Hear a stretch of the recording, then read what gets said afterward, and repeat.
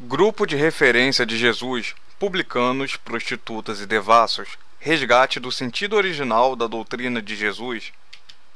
Apresento a introdução desse livro, que já se encontra à venda e que focaliza, entre outros aspectos, a realidade social focalizada por uma perspectiva que abarca tanto a sociologia como a teologia e nos propicia um entendimento mais próximo dessa realidade. Esse método se aplica fecundamente tanto no contexto sócio-histórico do Jesus histórico como na atualidade. Jesus transexual.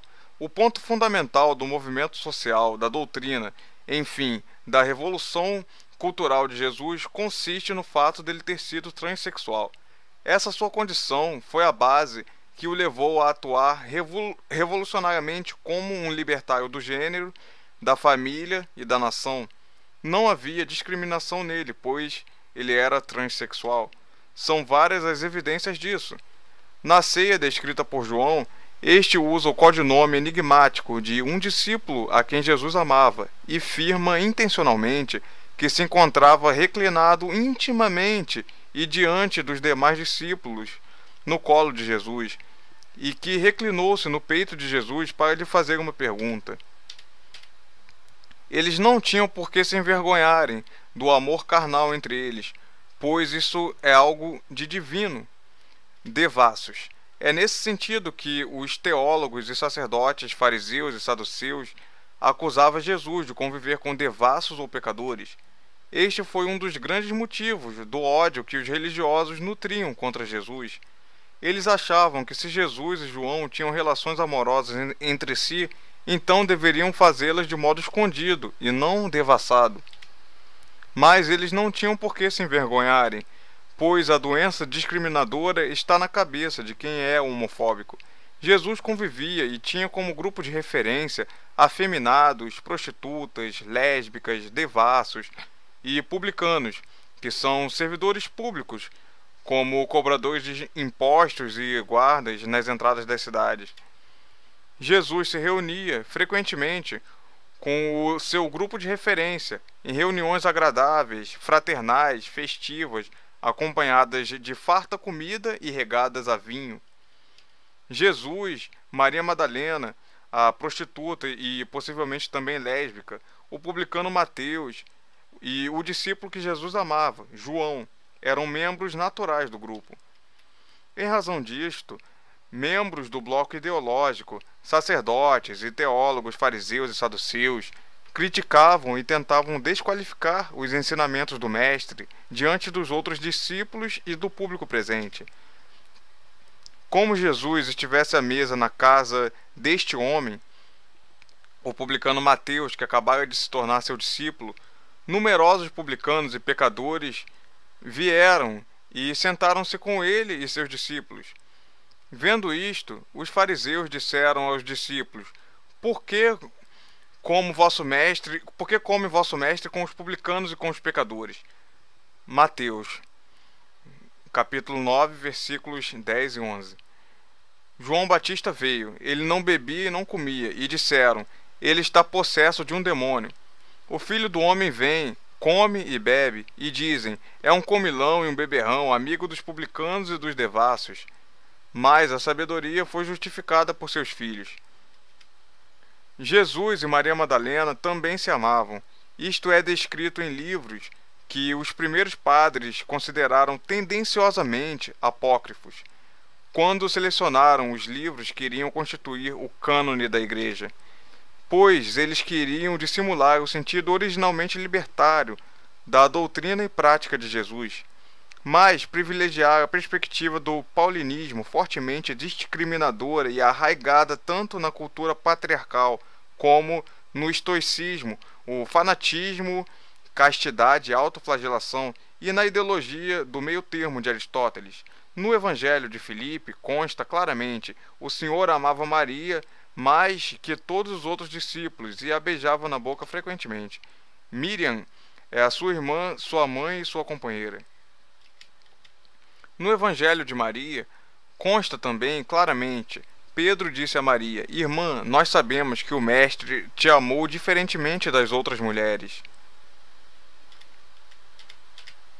Existem evidências encontradas em outros autores de que Jesus era transexual. O ex-jesuíta e agora reverendo e assumidamente gay, o Dr. Bob Shorgus, foi entrevistado por um repórter judeu herético sobre o tema de se Jesus era gay ou não, e ele já escreveu vários livros sobre esse tema. O Dr. Bob Shorgus, cujas obras incluem Queering Christian e Jesus I Set Up, a Gay and Lesbian Manifesto, não publicados ainda no Brasil.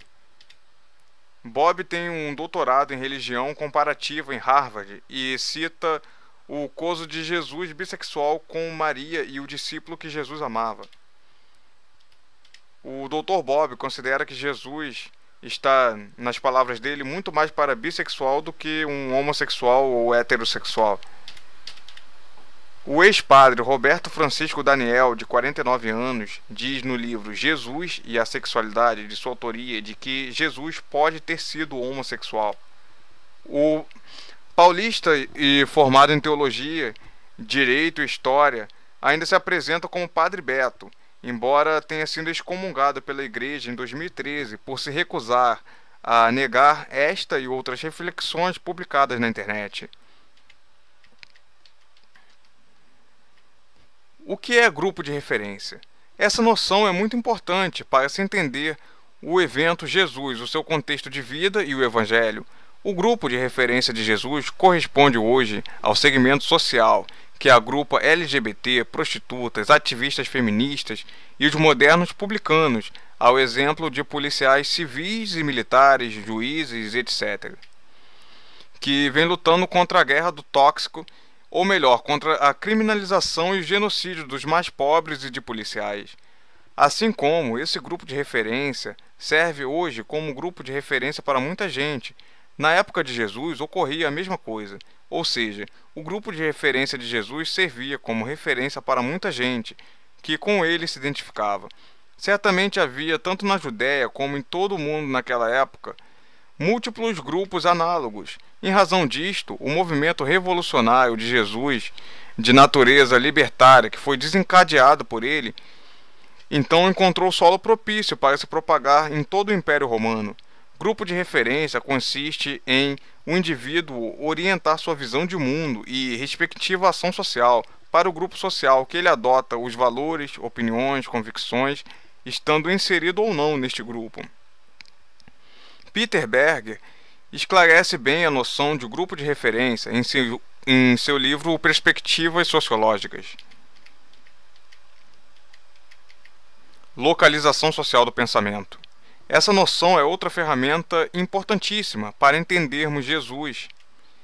Em que consiste essa noção? Vou dar um exemplo. Certa feita, Jesus ensinava no templo, quando foi questionado pelo príncipe dos sacerdotes e os anciãos do povo, que visavam desqualificar tanto a autoridade de Jesus para ensinar como os referidos ensinamentos. Karl Mannheim nos ajuda a entender o sentido que Jesus comparou, de um lado, o tipo de pensamento peculiar ao seu grupo de referência, publicanos, prostitutas e devassos, e do outro, o tipo de pensamento das autoridades religiosas judaicas e a aristocracia política e econômica, os anciãos do povo. Dessa comparação, Jesus concluiu: publicanos, prostitutas, estão mais próximos do reino dos céus, que é o campo do conhecimento objetivo, do que os ideólogos e os seus aliados. Em verdade vos digo que os publicanos e as prostitutas vos precederão no reino de Deus. Pois João veio a vós num caminho de justiça, e não crestes nele. Os publicanos e as prostitutas creram nele. Vós, porém, vendo isso, nem sequer tivestes remorso para crer nele. O conflito fundamental. Note, o conflito entre o grupo de referência de Jesus, enquanto trabalhador, carpinteiro, e o grupo de ideólogos hegemônicos e seus aliados políticos e econômicos consiste no conflito fundamental em toda época e civilização. Esse conflito permeia a sua história em tempo de muito longa duração. Porém, eventualmente ele emerge com todo o ímpeto, conforme ocorrera na época de Jesus, e hoje também vem ocorrendo. Mannheim concebe a noção de localização ou condicionamento social do pensamento e do respectivo conhecimento produzido, como a principal tese da sociologia do conhecimento. Cada tipo de pensamento e do respectivo conhecimento são formulados não por indivíduo isolado, mas pelo grupo social em que ele esteja inserido e condicionado, e no contexto dos grupos sociais. A principal tese da sociologia do conhecimento é que existem modos de conhecimento que não podem ser compreendidos adequadamente enquanto se mantiverem obscuras as suas origens sociais. Somente no sentido muito limitado, o indivíduo cria por si mesmo um modo de falar e de pensar que lhe atribuímos. Ele fala a linguagem de seu grupo, pensa de modo que seu grupo pensa. Estas pessoas, reunidas em grupos, ou bem se empenham, de acordo com o caráter e a posição dos grupos a quem pertencem, em transformar o mundo da natureza e da sociedade à sua volta, ou então tentam mantê-los em uma dada situação. O retorno do reprimido no grupo de referência contemporâneo, homólogo ao do Jesus histórico. Em termos sociológicos, Jesus comparou dois importantes tipos antagônicos de pensamento e respectivas duas diferentes localizações sociais. O grupo de referência do Jesus histórico encontra paralelo na atualidade, conforme já afirmamos, e não é só isso. É precisamente a partir dos grupos de referência contemporâneos, homólogos ao do Jesus histórico, que deve ocorrer a segunda volta do Cristo Jesus, ou o retorno do reprimido. Também focalizo esse fenômeno sócio-histórico no meu livro em tela. Vou explicar. Freud apresentou a noção de retorno do reprimido, que foi melhor desenvolvida por Herbert Marcuse no livro Eros e Civilização. Freud focalizou a história do retorno do reprimido tanto no campo do indivíduo estruturado como no campo sócio-histórico. O campo do indivíduo ele chamou de ontogenético. O campo sócio-histórico ele chamou de filogenético. O campo filogenético transcorre em tempos de muito longa duração. Por esse prisma, Marcuse notou que a incrementação contemporânea da violência e da crueldade são fortes indícios de resistência que as forças reacionárias vêm pregando diante da iminência do retorno do reprimido. Marcuse notou na década de 60, por outro aspecto, a formação contemporânea de uma localização social que pode ser um grupo de referência e respectivos movimentos sociais análogo ao de Jesus. A nova boemia, os beatniks, os hipsters, os andarilhos da paz, os quais devem se aprimorar, desenvolver-se e se multiplicar mais e mais como resistência aos poderes atuais, que são perversamente semelhantes aos dos judeus, dos romanos, à época de Jesus. Resistência essa que junta a dimensão política com a erótica, conforme Marcuse diz. Em defesa da vida, a frase tem um significado explosivo na sociedade afluente. Envolve não só o protesto contra a guerra e a carnificina coloniais, a queima de cartões de recrutamento, a luta pelos direitos civis, mas também a recusa de usar roupas limpas, desfrutar os inventos da afluência, submeter-se à educação para a afluência. As pessoas que se encontram no grupo de referência contemporâneo, que é análogo ao do Jesus histórico, notadamente aquelas dotadas de certo nível de conscientização social, assim têm grande a responsabilidade pelo destino da humanidade, diante do alto grau de violência, miséria e por aí vai, e do caos para o qual caminha a humanidade. Pois na América Latina estamos diante também do que podemos denominar a volta dos malditos fariseus. A volta dos malditos fariseus. Estamos diante do que podemos denominar a volta dos malditos fariseus. Qual o significado disso? É a ascensão, sobretudo na América Latina, do fundamentalismo paulino próprio dos teólogos e sacerdotes fundamentalistas protestantes, evangélicos e outros desse gênero. É a volta e a ascensão também das novas sinagogas de Satanás. Assim como os escribas e sacerdotes fariseus eram os fundamentalistas daquela época e os que mais discriminavam e combatiam sistematicamente Jesus, hoje, onde os protestantes e evangélicos ascendem, então eles atuam de um modo análogo de como os fariseus atuavam contra Jesus. Em contrapartida, o mestre concentrou sua luta contra esses fundamentalistas de outrora. Quando ele voltar, então, deverá proceder de modo semelhante contra os novos fariseus, o clero que volta como os novos e malditos diabólicos fariseus, e se subdivide de modo geral em dois ramos, os profanos e o sagrado. O profano e o sagrado. O clero sagrado é o original e do tipo protestante evangélico, que segue a diabólica ética protestante que Lutero Abaddon inventou. Trabalho por vocação, falsamente inspirada por Deus. Isto é, o tipo de racionalismo sistemático voltado para a maximização da produção e da acumulação de capital. O clero profano é o cientificista que segue o maldito espírito do capitalismo e que derivou do anterior e respectiva ética e que vem desenvolvendo todas as ciências, técnicas e instrumentos voltados para a alienação e submissão técnica do indivíduo e da coletividade, voltadas também para a destruição em massa, tanto da humanidade como da natureza, que são as armas nucleares e coisas do gênero. O discípulo que Jesus amava. No Evangelho, que já leva o nome de João, em lugar nenhum consta o nome do autor, mas a análise literária supõe que seja de autoria de João, em razão de traços análogos encontrados no livro Apocalipse, em que João assume literalmente a autoria. Mas, no Evangelho, o autor empregou reiterado e enigmaticamente o codinome o discípulo que Jesus amava, com 3 objetivos.